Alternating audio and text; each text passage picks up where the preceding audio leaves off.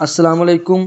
आज हम लोग अपने लेवल ऑफ ऑर्गेनाइजेशन के 5वें टॉपिक की बात करेंगे। लेवल ऑफ ऑर्गेनाइजेशन के 5वां topic organ and organ system है।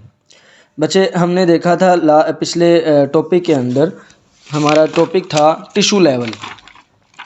जब टिश्यू मिलते हैं तो टिश्यू के मिलने से हमारे पास एक ऑर्गन वजूद में आता है। ठीक है।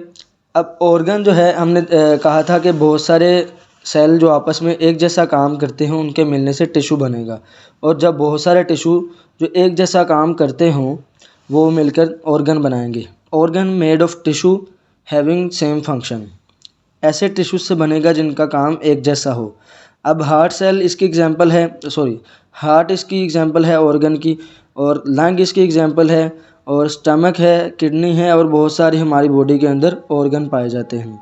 अब ऑर्गन सिस्टम की बात करें तो ऑर्गन सिस्टम के अंदर हम लोग कहते हैं कि बहुत सारे ऑर्गन जो मिलकर एक काम परफॉर्म करवाएं उसको बोलते हैं ऑर्गन सिस्टम।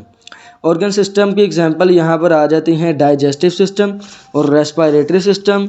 हमारे पास रिप्रोडक्टिव सिस्टम आ जाता है, यूरिनरी सिस्टम आ जाता है, सर्कुलेटरी सिस्टम आ जाता है। यहाँ पर मैंने आपको 2 एग्जांपल दे दिए और बहुत सारी एग्जांपल्स हैं।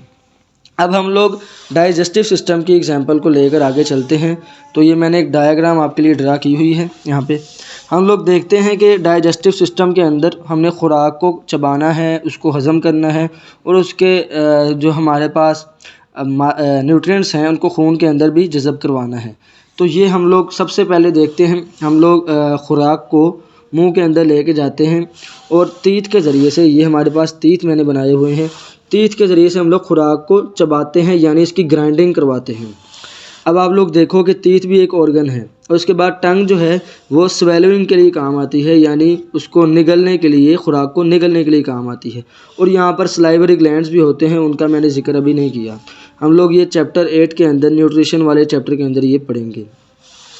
नेक्स्ट, जब यहाँ से खुराक का मालिक्यूल जो है मूव करता है तो ये मूव करके हमारी ईसोफिगस खुराक की नाली के अंदर आ जाता है, और ये खुराक की नाली, ईसोफिगस भी एक ऑर्गन का ही इसको हम टाइटल देंगे।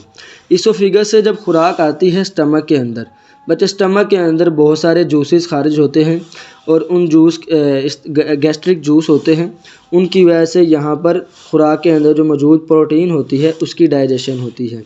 और यहाँ पर जब खुराक की डाइजेशन हो चुकी है तो उसके बाद ये स्मॉल इंटेस्टाइन के अंदर आ जाता है। तो स्मॉल इंटेस्टाइन की बात करें तो स्मॉल इंटेस्टाइन जो है, हमारे पास जितना भी खुराक बच चुकी थी जो स्टमक के अंदर प्रोटीन के बाद उसकी डाइजेशन होनी थी, उस सब की डाइजेशन जो है हमारी स्मॉल इंटेस्टाइन में होगी। जैसे कि हमारे पास कार्बोहाइड्रेट्स, लिपिड्स, प्रोटीन्स और फैट्स। अब स्मॉल इंटेस्टाइन के बाद बात करें तो स्मॉल इंटेस्टाइन के बाद जो है खुराक लार्ज इंटेस्टाइन में आ जाती है। लार्ज इंटेस्टाइन में कोई डाइजेशन नहीं होती, यहाँ पर सिर्फ अब्जॉर्प्शन होती है डिफरेंट किस्म के मटेरियल्स की, जैसे वाटर की यहाँ पे रीअब्जॉर्प्शन यहाँ पर होती है। ठीक है जी। अब यहाँ पर हमने लीवर बनाया हुआ है, लीवर से गाल ब्लैडर है, यहाँ पे बाइल जूस, और यहाँ से पेंक्रियाज मैंने बनाया हुआ है, पेंक्रियाटिक जूस खारिज होता है हमारी स्मॉल इंटेस्टाइन के अंदर, और ये दोनों जूसेस भी खुराक की डाइजेशन के लिए काम आते हैं।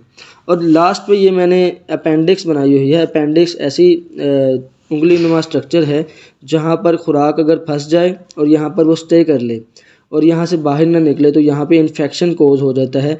आपने अक्सर ये नाम सुना होगा कि अपेंडिक्स की इसकी ऑपरेशन हुआ है।